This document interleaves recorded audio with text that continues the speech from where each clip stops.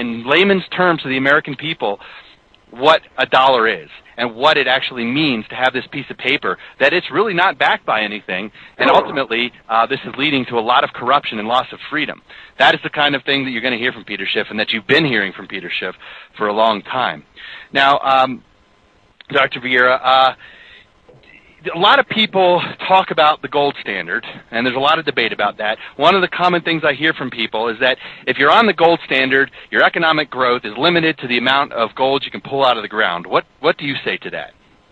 Well, first you have to define the gold standard. I think most people are thinking about a gold standard in terms of really the 1933 banking system, original banking system under the Federal Reserve, where the banks are going to generate paper money, and there's a certain amount of gold there for redemption. They have 40% gold redemption cover.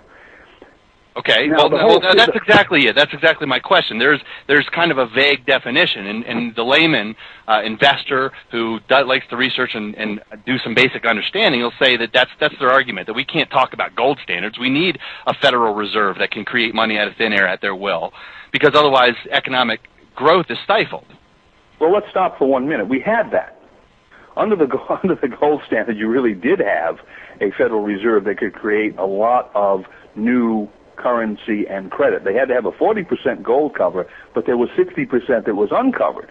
And what it turned out that 60% of uncovered currency was dangerous enough to generate the Great Depression of the 1930s. So let's not look at that kind of a system and say that in principle it has no problems built into it, simply because it can expand. There's the great danger. The expansion process is one, if it's not controlled by the market, and generally speaking, all of these systems that we've seen in the United States certainly have not been controlled by the market. Right. Then you run into the problem of imprudence in the system. It overexpands, and you have some kind of financial calamity. But let's go back to the theory for a moment. Why do you need expansion by a bank to generate economic activity? I have never heard an explanation for that. Why you need currency expansion? The explanations I have heard was, well, you don't want to have the currency changing in value. You want to have what they call the stable price level. And the response to that is, well, there's no such thing as a stable price level. Prices are changing all the time. Even the value of money, the purchasing power of money changes all the time. The definition of money is the most liquid of all commodities. And all commodities have prices, and all prices change from time to time relative to each other. So the whole concept of a stable price level is essentially a fiction. Secondly, people worry about not having enough gold and silver. And I ask the question, enough for what? Enough by what standard? Is it 1,000 tons enough? Is 1,000,000 tons enough? By what standard? What happens in the free market, for whatever amount of gold and silver, gold or silver, you're using as the monetary base, if you will, prices change. Prices of goods and services change. And the market does that automatically. We'd have the same system with 10,000 tons of gold as with 1,000,000 tons of gold. The prices of bread would be different. The prices of cars would be different. But from the monetary side, the thing would work exactly the same way. It doesn't make any difference how much of this stuff you have, except when you start injecting political considerations to expand this stuff. Why? Because whenever you expand the money supply, it doesn't go to everybody at the same time. We all don't get a 5% increase in our pay, or 5% increase in our bank accounts, or 5% increase in the cash in our pockets. The new money always goes to some selected small group of people first. It may be the government, some government agency that's going to spend it. It may be the clients of the banks that are going to spend it in some way. Those people go into the market with that new money, and they're facing a level of prices, let's say, is the zero level. They put that money in, they buy whatever they want at these relatively low prices. Now that new money percolates out into the economy. And as it does, the economy realizes, oh, there's more money here, so prices start going up. Somewhere down the line, there's some poor guy, his wages have not gone up. His income in some way has not gone up as a consequence of this inflation, this increase in the money supply. But the cost of the goods that he buys have gone up. There's always somebody like that. What he then experiences is a loss in his real wealth. The amount of money that he's getting as income is buying less. His standard of living goes down, so that those people at the front of the line, their standard of living goes up. This is a redistribution of wealth. If it's done by the government, the typical term that's used is hidden taxation. It transfers real wealth from society into the hands of the public officials, the bureaucrats, whomever, who are spending it in the government. If it's done solely in the private sector, where the banks are expanding the money and they're handing it to some client to invest in building some new factory or whatever, then it's called forced savings.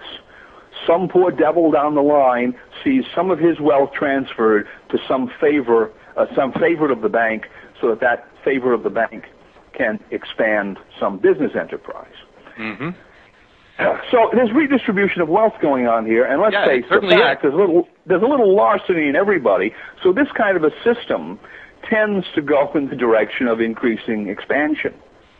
All right? If I'm one of the recipients of this, I want to get more out of the system. Sure. And obviously, if you look at the government's your classic example of it. We have what's the federal budget now, and what's the deficit, and how's that going to be financed? Well, through bank loans, right? Sure. Through monetization of debt. How much has it increased since, let's say, Richard Nixon? What are we talking about here? Trillions?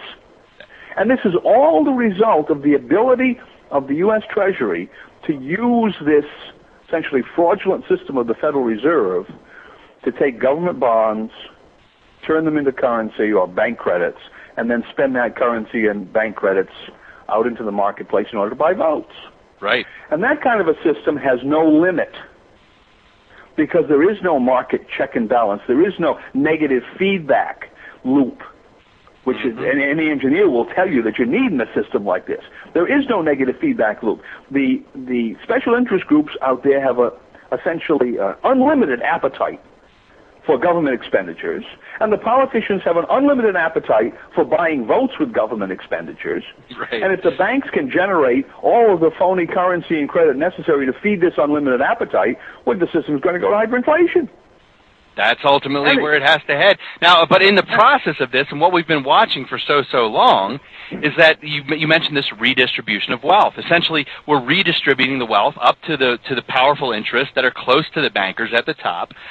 This new money, this class then goes and continues to buy up different portions of the economy, taking essentially when the basis of the economy used to be the farmers and the builders and those who actually produce real goods and services that people need to make life good for them. These things are getting bought up by the rich and powerful. Ultimately, we see this trend continuing. So those that complain about, say, incremental tax rates and things like that's their solution to try to fix this problem, they're ignoring the real problem of the creation of the money. Now, that's the key to the whole matter, because you look at any free market economy, it's based on prices. And prices are expressed in money. So if you can manipulate the monetary unit, you can do all sorts of manipulation to the free market. You can essentially make it unfree pretty darn quickly. Secondly, on the governmental side, if the government can generate essentially all the purchasing power that it wants through a mechanism that not 1 in 10,000 Americans understands, it doesn't have to tax anymore. I mean, it may tax for other reasons. It may tax to keep people in line. It may tax to hurt some and help